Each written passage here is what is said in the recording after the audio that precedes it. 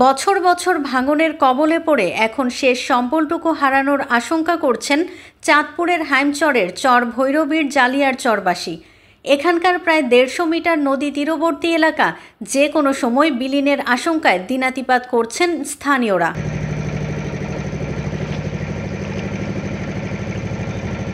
চাঁদপুরের হাইমচরের শেষ সীমানা জালিয়ার চর, এরপরে লক্ষ্মীপুর জেলার সীমানা শুরু।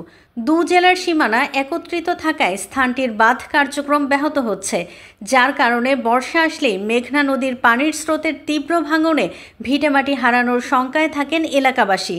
তাই দ্রুত স্থায়ী বাঁধসহ জালিয়ার চরকে রক্ষায় সংশ্লিষ্ট মহলের প্রতি আহ্বান জানিয়েছেন ভুক্তভোগী এলাকাবাসী। নদী ভাঙার ঢেউয়ে বাচ্চা স্কুলে দিতে পারি না, মাদ্রাসা দিতে না, ঠিক মতন পড়ালেখা করাতে না, বেড়াগো ব্যবসা বাণিজ্য খাওয়া দাওয়া সবকিছুই আমাকে কষ্ট হইতে পারে। আমাকে ঘর যেখানে গাঙও সেখানে কোন সমজানি আমাদের গাঙ্গে ঘর বাড়ি লয়ে যায়, আমরা এই বাচ্চা কাচ্চা নিয়ে আমরা কই থাকবো?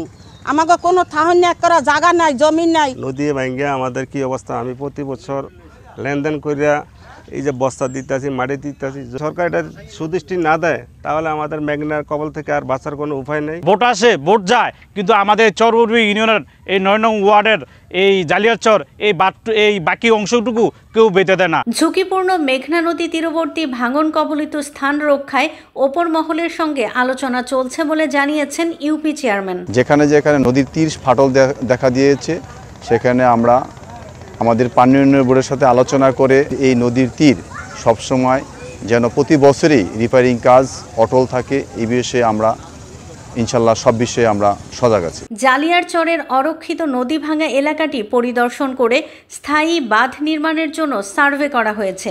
দ্রুত এটার কাজ শুরু করার উদ্যোগের কথা জানিয়েছেন পানি উন্নয়ন বোর্ডের এই কর্মকর্তা। পুরো শেষ সীমানায় জালিয়ার চর আমরা অলরেডি ইতিমধ্যে আমাদের তত্ত্বাবধায়ক প্রকৌশলী মহোদয় সহ আমরা পরিদর্শন করেছি।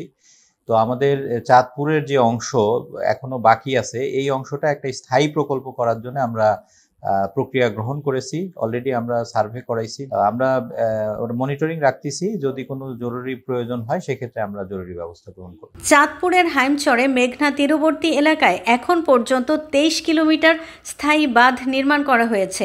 দ্রুত জালিয়ার চরের এই অবহেলিত অংশটুকুও স্থায়ী বাঁধের আওতায় আসবে, এমনটাই প্রত্যাশা জালিয়ার চরবাসীর।